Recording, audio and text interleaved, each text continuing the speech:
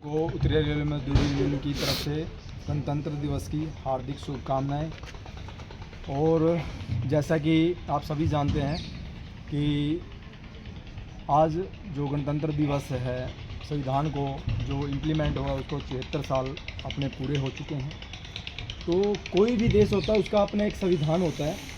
जो हमारा संविधान है वो डॉक्टर भीमराव अम्बेडकर जी ने उन्होंने बनाकर ये एक जो हमारे देश के हैं उनको अधिकार दिए गए थे जो हमारे संविधान के अंदर लिखे हुए हैं।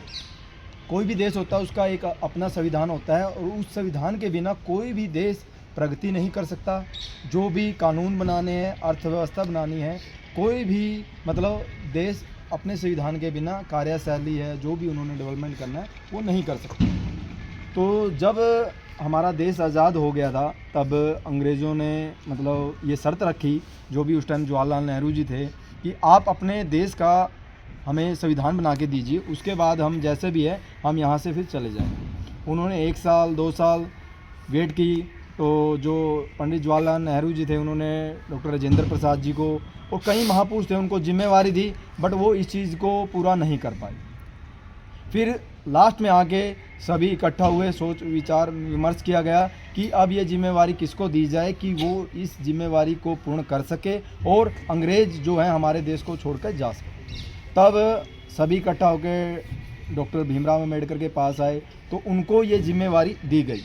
तब उन्होंने विश्वास दिलाया कि मैं जल्द से जल्द अपना संविधान बना के इस देश के लोगों को दूंगा कि हमारा देश पूर्ण तरीके से आज़ाद हो सके और हम जो भी हमारे कानून है, अर्थव्यवस्था है, उसको हम आगे बढ़ा सके संविधान के बेस पे।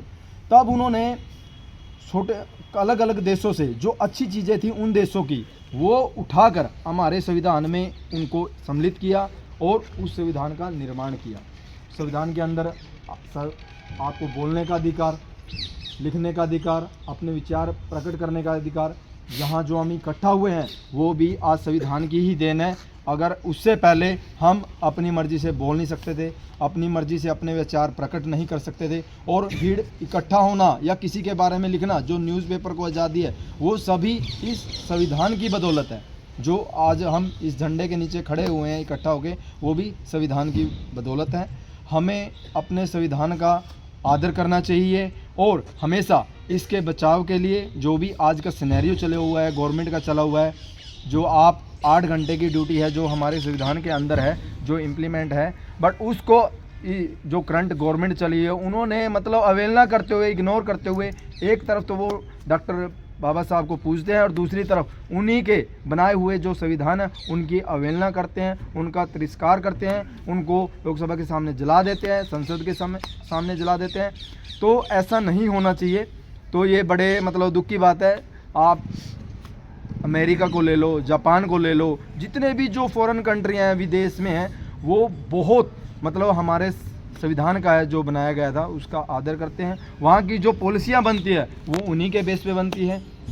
जो RBI जो हमारा रिजर्व बैंक ऑफ इंडिया है, ये भी डॉक्टर साहब ने उस टाइम पे ही इनका गठन हुआ था कि जो सारी पॉलिसीज़ है बैंकिंग से रिलेटेड है, जो भी पैसा खर्च होता है देश के विकास में कैसे होगा, विदेश के लोग भी, यहाँ तक कि अमेरिका भी उनकी पॉलिसी पे चलकर अपने देश को उन्होंने आज कहाँ से कहाँ तक पहुँचा दिया। बट यहाँ कुछ राजनीतिक पार्टियाँ सिर्फ आपस में ही अपने सेल्फिश के लिए, उनको देश से कोई मतलब नहीं है, वो सिर्फ अपने घर भरने के लिए, ठीक है, उनको जनता से कोई मतलब नहीं है, वो यही काम करती हैं। तो मैं यही कहता हूँ कि अपने हक के लिए लड़ो, इकट्ठा हो और ऐसे ही अपने देश के जो संविधान है उसका सम्मान करें।